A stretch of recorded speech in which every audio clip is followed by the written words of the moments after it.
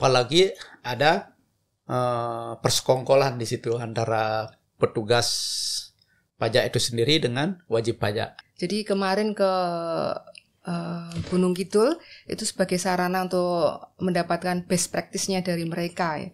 Itu sangat luar biasa.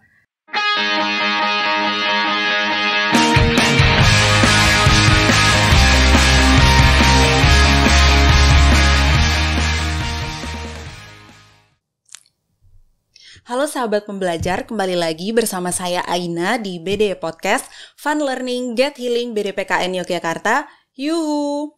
Kali ini kita sudah memasuki episode podcast yang ke-9 dan kita kali ini akan membahas tentang pendapatan daerah, lebih tepatnya tentang optimalisasi penggalian potensi PAD serta pelaksanaan fungsi pengawasan dalam pengelolaan pendapatan daerah. Untuk itu di studio kami telah hadir Bapak Gusti Ngurah Kawindra, SEAKMM CRA CSFA, yang merupakan seorang pemeriksa ahli media dari BPK Perwakilan Provinsi Bali. Selamat datang Pak Kawindra. Selamat datang, selamat sore Mbak Ena. Iya, kabarnya sehat ya Pak ya? Alhamdulillah ya, sehat. Nah, selain ada Pak Kawindra, kami juga kedatangan Ibu Dwi Trisanti, SEMAP dari Inspektorat Kabupaten Nganjuk. Selamat sore Ibu. Selamat sore Mbak Aina. Sehat ya Bu? Alhamdulillah sehat. Alhamdulillah sehat. Nah, di hari-hari terakhir diklat ini kami meminta kesediaan dari fasilitator dan peserta diklat untuk dapat menjadi narasumber di acara podcast kami. Nggak apa-apa ya Bu, Pak. Ya, waktunya kita ambil. Ya, baik. Jadi langsung saja pertanyaan pertama nih langsung mau ke Pak Kawindra dulu. Pendapatan daerah ini merupakan salah satu struktur yang ada di APBD ya Pak ya. Sebelum kita membahas pendapatan daerah ini lebih dalam, mungkin Pak Kawindra bisa memberikan gambaran sebenarnya APBD itu apa sih Pak? Kemudian strukturnya bagaimana dan juga tentang pendapatan daerah sendiri itu seperti apa Pak? Baik, kalau mengenai APBD itu kan merupakan produk dari legislatif dan eksekutif di pemerintahan daerah yang disepakati untuk melaksanakan anggaran. Jadi itu merupakan anggaran pendapatan dan belanja daerah seperti itu. Nah, dari APBD itu kalau kita lihat strukturnya itu di situ ada pendapatan, ada belanja dan ada pembiayaan. Ya. Nah, kemudian kalau struktur dari pendapatan itu sendiri ya, yang mungkin akan kita diskusikan saat ini itu terdiri dari 3 yaitu PAD yaitu pendapatan asli daerah, kemudian pendapatan transfer dan kemudian pendapatan lain-lain yang sah. Nah, kemudian di pendapatan asli daerah sendiri itu terdiri dari pajak daerah, retribusi daerah, pendapatan hasil pengelolaan kekayaan daerah yang dipisahkan dan lain-lain PAD yang sah. Nah, itu strukturnya. Nah, mungkin itu. Oke. Sekarang lanjut ke Bu Tanti nih ya Bu. Dari struktur tadi yang sudah dijelaskan oleh Pak Kawindra, kalau menurut Ibu sendiri sebagai seorang auditor, mana yang menurut Ibu memiliki karakter yang unik sehingga perlu diteliti lebih mendetail tentang pengelolaan maupun pemeriksaannya Bu? Ya. Jadi yang seperti yang disampaikan oleh Pak Kawindra tadi ya, jadi pendapatan asli daerah itu adalah bagian dari pendapatan daerah. Dari pendapatan daerah 3 tadi ya, PAD, pendapatan transfer dan lain-lain PAD yang pendapatan daerah yang sah, itu yang paling unik ya, yang paling kita membutuhkan perhatian khusus itu adalah pendapatan asli daerah. Dan di pendapatan asli daerah itu terdiri dari pajak daerah, retribusi daerah, terus hasil pengelolaan kekayaan daerah yang dipisahkan, lain-lain PAD yang sah. Jadi kenapa dikatakan unik ya? Karena kalau pendapatan daerah yang lainnya itu tidak membutuhkan sudah pasti gitu angkanya ya. Tapi kalau PAD itu kan membutuhkan perencanaan, direncanakan sendiri, kemudian potensinya diukur sendiri, kemudian manajemennya juga dikelola sendiri. Jadi membutuhkan sampai evaluasi ya itu membutuhkan perhatian khusus gitu. Jadi pendapatan asli daerah ya Iya. Bu ya. Oke, saya lanjut ke Pak Kawindra lagi. Nah, penerimaan daerah itu sendiri Pak, sebelum diakui menjadi pendapatan daerah kan harus melalui proses pendataan, penetapan, penagihan, dan pelaporan. Apakah betul seperti itu Pak di ketentuannya? Dan mungkin Bapak bisa berikan ilustrasi di kejadian nyatanya. Ya, baik. Jadi begini, kalau itu merupakan istilahnya proses pengelolaannya ya. Proses Nah, pengelolaan. jadi proses pengelolaannya memang seperti itu yang diatur dalam ketentuan ya, yang secara hierarki peraturan perundangannya itu dia mulai dari undang-undang ya, khususnya PAD itu adalah di Undang-Undang 28 tahun 2009 ya. Yang mungkin saat ini udah akan dicabut ya.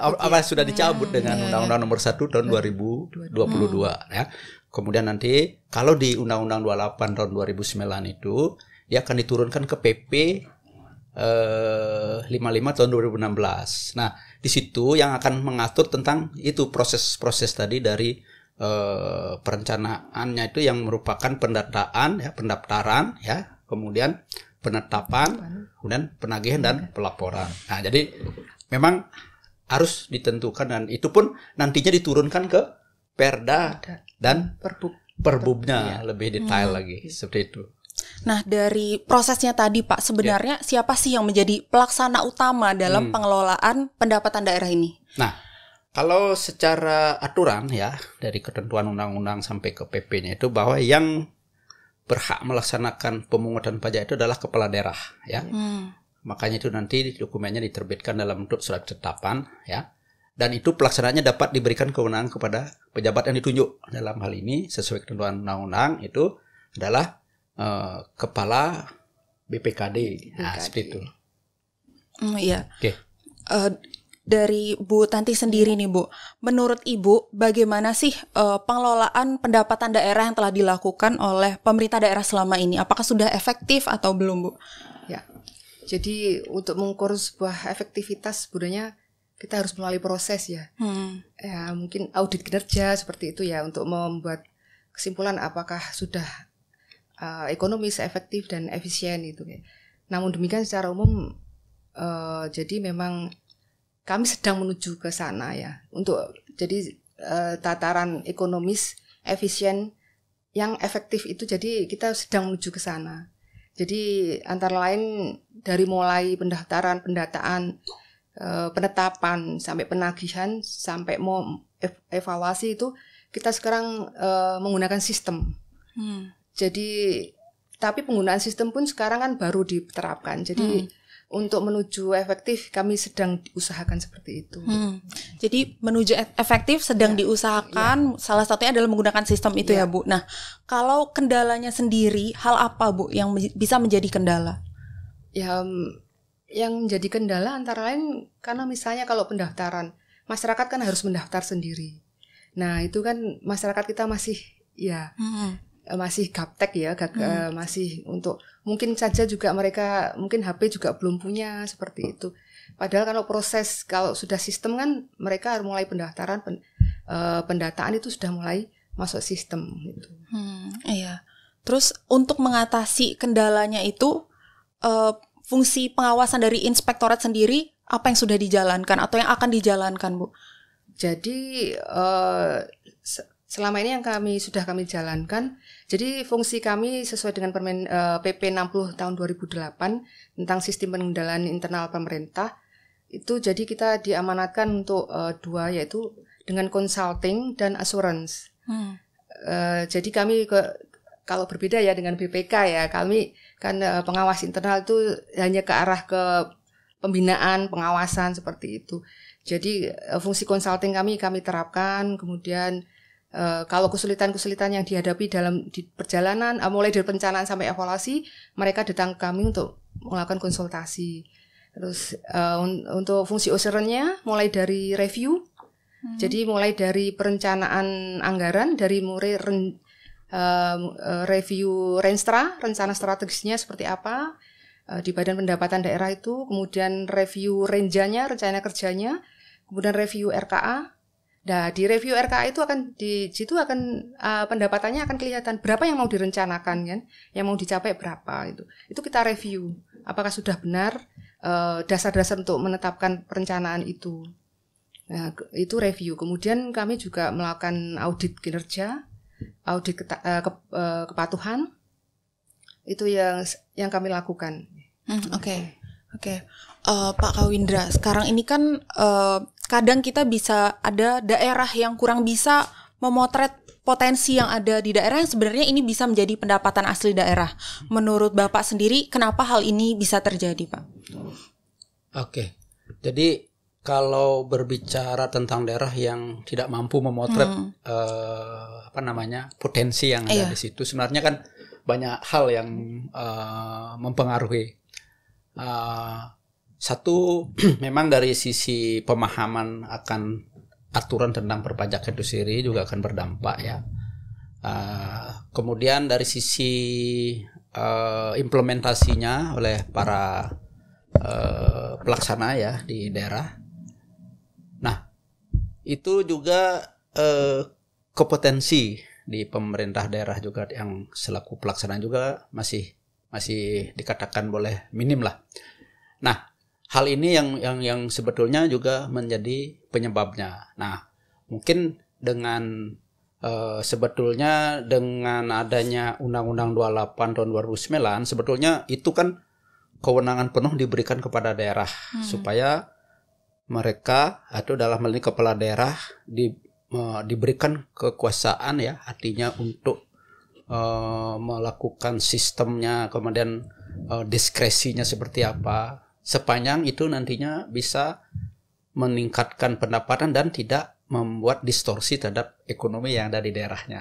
Nah, namun kenyataannya kan seperti yang disampaikan Ibu tadi, mungkin saja mereka tidak mampu memotret karena emang tidak mampu, secara kemampuan kompetensinya nggak ada. Nah, ini yang sebetulnya perlu dilakukan BIMTEK segala macam. Nah, dan saat ini kita melihat adanya perkembangan, adanya Undang-Undang Nomor 1 Tahun 2022 yang akhirnya itu akan mencoba ya nantinya menghimpun semua pendapat-pendapat yang tercecer itu. Nah, sehingga nanti dia disatukan menjadi semacam peraturan ya, perda ya. Jadi semacam omnibus law ya istilahnya, Bu. Jadi situ jadi mudah-mudahan itu nanti bisa membantu daerah untuk menjaring dan memotret semua potensi-potensinya yang ada. Saya kira itu mungkin. Ya. Jadi yang harus dilakukan adalah menghimpun seperti yang tadi Bapak jelaskan ya, Pak. Iya. Salah satunya itu menghimpun itu dengan sekarang juga harus dari sisi sumber daya manusia harus ditingkatkan untuk bisa memotret itu karena kelemahannya di situ. Seperti yang saat ini kan dari sisi pendataannya datanya itu saja tidak dikembangkan, malah sebetulnya masih bisa ditingkatkan itu. Mungkin bisa dijelaskan lebih lanjut lagi Pak, langkah apa yang harus dilakukan oleh pemerintah daerah untuk menggali potensi yang ada di daerah sehingga bisa menghasilkan PAD yang lebih banyak seperti itu Pak. Oke. Kalau untuk hal itu ya, kalau kita lihat dari sisi manajemen pendapatan daerahnya ya, harusnya dari pejabat yang diberikan tugas atau kewenangan oleh kepala daerah itu harus mampu mengidentifikasi sumber-sumber pendapatan daerah yang ada di wilayahnya, seperti potensi-potensi apa yang bisa mereka miliki. Nah, contoh kemarin yang kita lihat misalnya di daerah Kabupaten Gunung Kidul ya, potensinya mereka apa? Nah, kalau misalnya di situ pariwisata, mestinya di bidang itu harus ditingkatkan. Nah, misalnya sekarang dengan adanya retribusi pariwisata, kemudian bisa saja untuk hotel-hotel yang dibangun di situ, restoran-restoran itu harus ditingkatkan pendataannya. Apakah semua restoran yang sudah beroperasi di sana itu sudah diberikan atau didaftarkan sebagai wajib pajak, dalam ini diberikan NPWPD. Nah, ini harus diperhatikan, itu yang perlu ditingkatkan. Termasuk juga dalam hal retribusi yang terkait seperti itu. Oke, baik Pak. Nah, sahabat pembelajar, pada pelatihan pemeriksaan pendapatan daerah kali ini yang dilaksanakan di Yogyakarta diikuti oleh berbagai inspektorat yang bisa dikatakan dari seluruh Indonesia seperti itu ya Pak ya. Nah, dari pelatihan ini menurut Bapak sendiri tujuan apa sih yang ingin dicapai pada pelatihan ini? Kemudian mungkin Bapak bisa jelaskan tentang pelatihan yang sudah terjadi selama 4 hari ini, Pak. Seperti apa? Oke, baik. Kalau dari sisi tujuan pelatihan yang kemarin kita lakukan sih sebenarnya memang dalam rangka untuk meningkatkan kompetensi dan kapabilitas daripada para auditor di masing-masing inspektorat yang kemarin mengikuti program pelatihan ini, Bu ya. Nah, seperti yang tadi disampaikan Bu Dwi kan, di situ kewenangannya, artinya tugas yang dilakukan selama ini lebih banyak ke review, gitu. Walaupun mereka juga melakukan pemeriksaan kinerja, ketaatan atau kepatuhan ya istilahnya.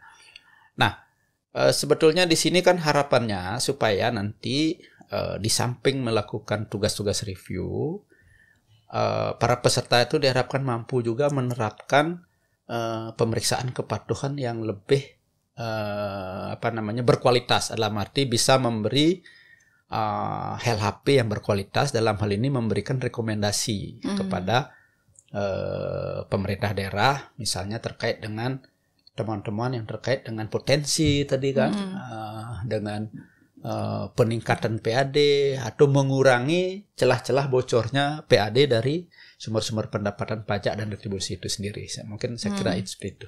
Iya. Nah, selain ada pembelajaran di kelas, kemarin kita juga sudah melaksanakan benchmarking yang berupa site visit ya, Bu ya. Nah, untuk itu kita tonton dulu video yang ini, Bu.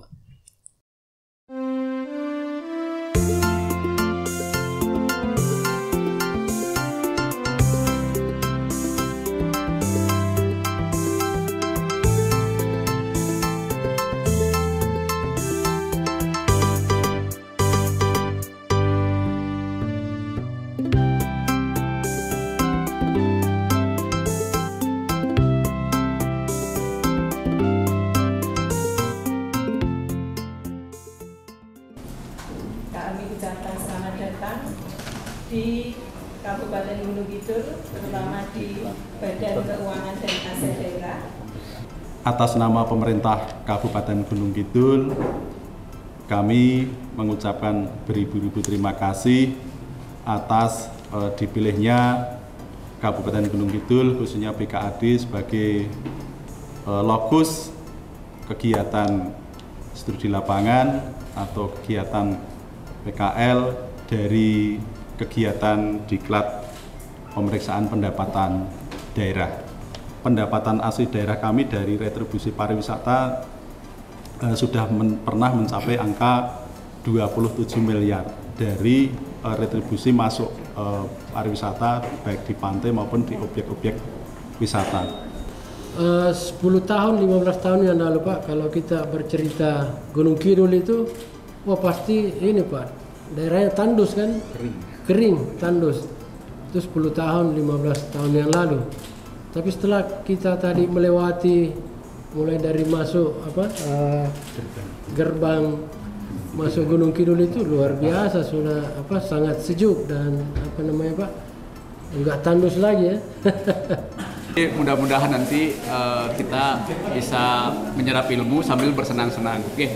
Jadi kami harapkan nanti yang dapat disampaikan ke teman-teman peserta adalah dari sisi pengendalian yang dilakukan oleh manajemen di sini, Pak. Dari sisi mungkin struktur organisasi yang mengelola PAD, ya. Kemudian dari sisi kebijakan, ya. Kemudian laporan-laporan dihasilkan.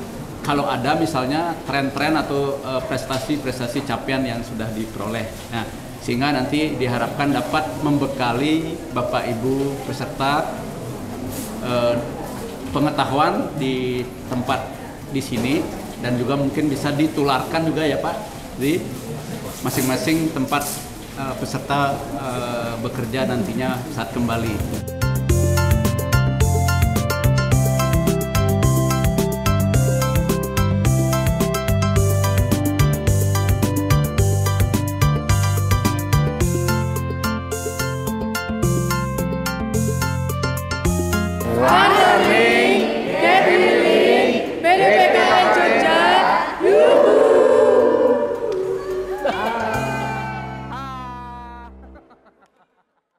Ya, itu dia tadi telah kita saksikan video benchmarking berupa site visit praktik lapangan ke BKAD Kabupaten Gunung Kidul ya Pak ya Bu ya. Nah dari site visit tadi ya Pak, hal apa yang bisa diambil sesuai dengan tujuan diklat, dan kalau dari penggalian potensi PAD sendiri, pembelajaran apa yang bisa diambil Pak? Oke, baik. Kalau dari sisi tujuan pembelajaran itu menurut saya lebih mendekatkan kepada para peserta itu seperti apa, artinya melakukan observasi, artinya mendapatkan pengetahuan langsung dari pelaku manajemennya di situ seperti apa. Jadi kemudian mungkin para peserta bisa secara interaktif ya langsung menanyakan kepada pihak manajemen apa-apa yang dilakukan, baik tentang aplikasi, sistem pengendaliannya, kemudian laporannya. Nah, di situ mereka akan mencoba mengaplikasikan atau membandingkan pengetahuan apa yang sudah kita berikan di kelas. Kemudian mereka akan membandingkan apakah sama seperti itu teorinya, apakah berbeda dengan prakteknya, atau seperti apa. Nah, di situ kami amati kemarin ternyata dari apa yang dipaparkan oleh pihak pengelola pendapatan daerah di situ ya. Ternyata direspon oleh peserta dengan sangat kritis juga, dan juga bahkan mereka bisa membandingkan apa yang pernah mereka lakukan ya, pengalamannya, kemudian teorinya, dan bahkan yang lebih kritis menganalisis data yang disampaikan seperti yang diharapkan dalam teknik-teknik pemeriksaan itu sendiri. Nah, seperti itu. Kalau dari kacamata seorang fasilitator, bagaimana Bapak melihat antusiasme para peserta pelatihan kemarin, Pak? Ya, ini juga saya juga merasa kaget juga karena jumlah pesertanya lumayan besar ya. Jadi sekitar 52 lebih ya. Jadi saya juga awalnya juga merasa khawatir bagaimana nanti transfer knowledge atau pengetahuan yang saya miliki bisa tersampaikan atau tidak. Nah, ternyata mereka mengikuti dengan sangat antusias ya. Jadi menurut saya apresiasi peserta luar biasa karena mereka mungkin karena hal baru barangkali ya, sehingga merasa ingin mengetahui lebih jauh ya, walaupun mereka juga ada di antara peserta itu sudah pernah melaksanakan, dan juga dari tingkat heterogennya ya. Ada yang memang baru pertama penempatan itu, ada juga yang malah sampai madya, bahkan struktural yang ikut di situ Pak Irban 3. Jadi memang bervariasi pesertanya, tapi ya sepanjang saya bisa melihat antusiasismenya itu kan dari mereka melakukan pertanyaan diskusi. Nah itu kalau mereka diskusinya tajam ya, artinya kritis ya, berarti itu antusias menurut saya. Jadi tidak hanya sekedar, jadi mereka menanya dan bahkan sampai detail. Nah, kemudian dari sisi peserta yang berpengalaman dan senior justru bisa mengarahkan seperti apa yang sebenarnya terjadi. Jadi saling melengkapi. Jadi luar biasa itu. Menurut saya itu betul-betul pembelajaran, ilmunya bukan dari fasilitator, tapi justru banyak dari peserta yang mereka coba saya buat berdiskusi. Dan seperti tadi itu terakhir ada satu peserta menanyakan, dan ini pendapatnya ini, dan bahkan lebih dari 3 orang. Nah itu kita lihat bersama-sama sehingga peserta lain bisa membandingkan yang mana lebih tepat sesuai dengan ketentuan. Nah itu akan menarik. Nah itu saya lihat sangat antusias seperti itu. Wah, antusias ya Bu ya sebagai peserta. Nah kalau Bu Tanti, peserta diklat sendiri, Ibu sudah pernah atau tidak mengikuti diklat di BD PKN Yogyakarta ini Bu? Gini Mbak, jadi saya mulai ikut diklat di sini itu tahun 2013. Wow. Ketika accrual basis diterapkan itu. Jadi mulai 2013 saya diklat di sini terus.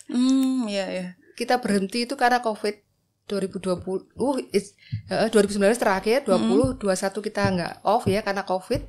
2022 kesini lagi.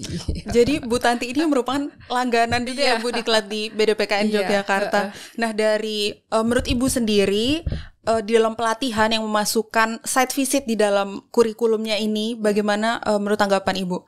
Ya, jadi sebagaimana tadi tujuan kita untuk pembelajaran audit kepatuhan pendapatan daerah.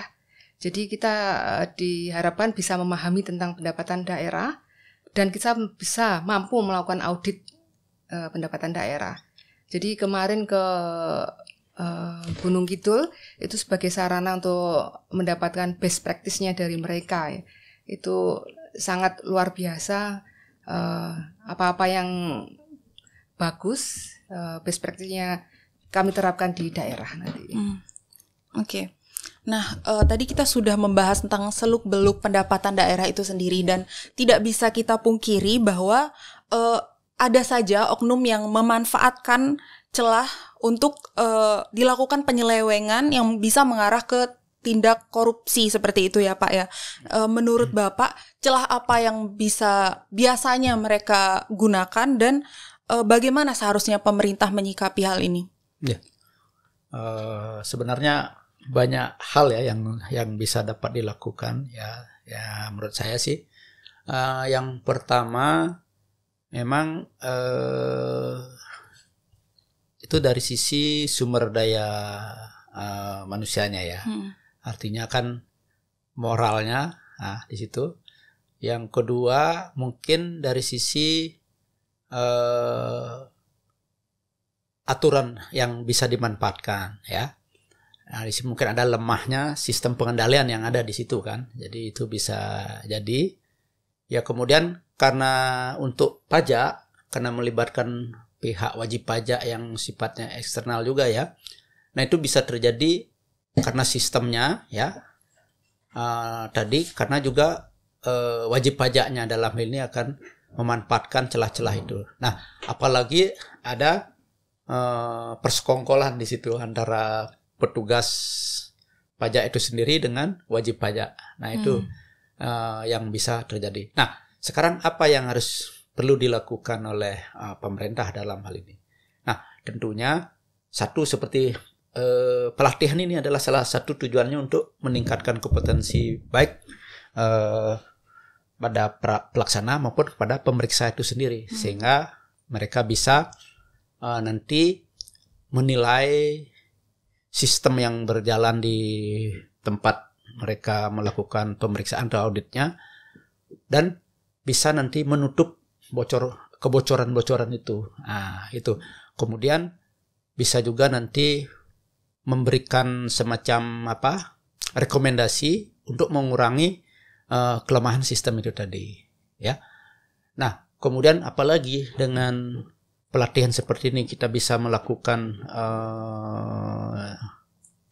pembandingan ke tempat lain, mungkin mereka akan mengalami suasana yang berbeda. Artinya bisa membandingkan, oh di daerah saya seperti ini, oh di sini ada seperti ini, apalagi ditunjukkan ada pengendalian-pengendalian sini, nah itu bisa ditiru lah seperti itu.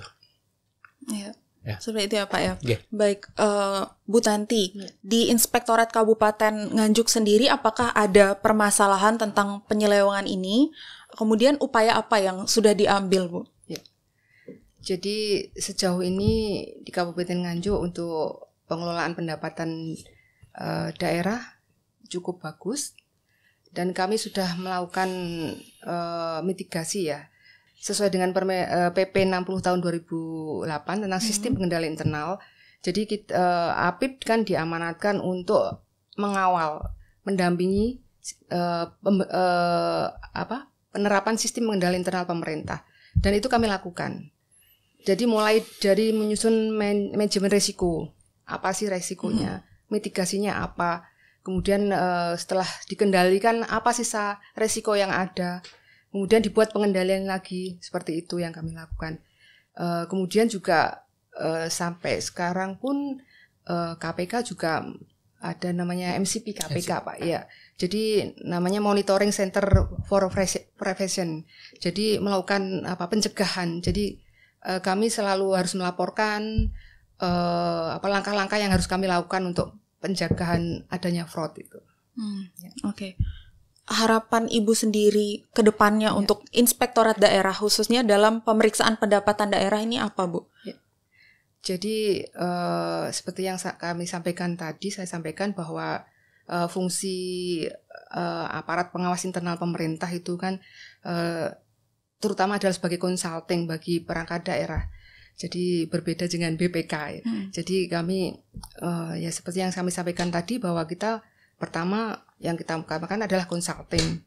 Kemudian proses assurance-nya mulai dari review tadi. Jadi review dari perencanaan sampai evaluasinya, juga audit.